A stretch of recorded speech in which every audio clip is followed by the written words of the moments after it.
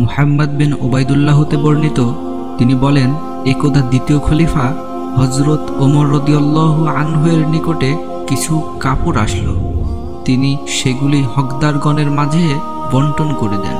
এতে আমাদের প্রত্যেকে একটি করে কাপড় পেল, কিন্তু তিনি নিজে দুটি কাপড় দিয়ে একটি তৈরি পোশাক পরিধান করে খুতবা দিতে মিম্বরে আরোহণ করলেন।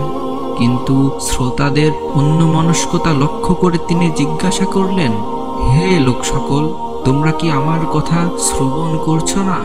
এমত অবস্থায় বিখ্যাত সাহাবী সালমান ফরাসি রাদিয়াল্লাহু আনহু উঠে দাঁড়িয়ে বললেন, জি না, আমরা শ্রবণ করব না।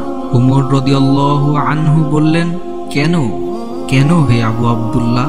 তিনি বললেন, আপনি আমাদেরকে একটি করে কাপড় দিয়েছেন, অথচ আপনি পরিধান করেছেন দুই কাপড়ের বড় পোশাক। ওমর রাদিয়াল্লাহু আনহু বললেন, ব্যস্ত হইও না হে আবু আব্দুল্লাহ।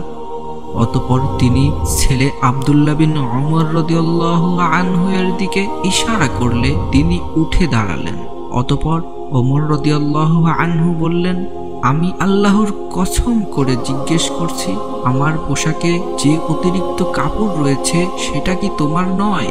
আব্দুল্লাহ বিন ওমর রাদিয়াল্লাহু আনহু বললেন, জি, এটি আমার। অতঃপর সালমান ফারসি রাদিয়াল্লাহু আনহু বললেন, এখন আপনি বক্তব্য শুরু করুন, আমরা শ্রবণ করব। এখান থেকে আমরা শিক্ষা নিতে পারি, রাষ্ট্রপ্রধান হয়েও জবাবদিহিতার ঊর্ধ্বে নন।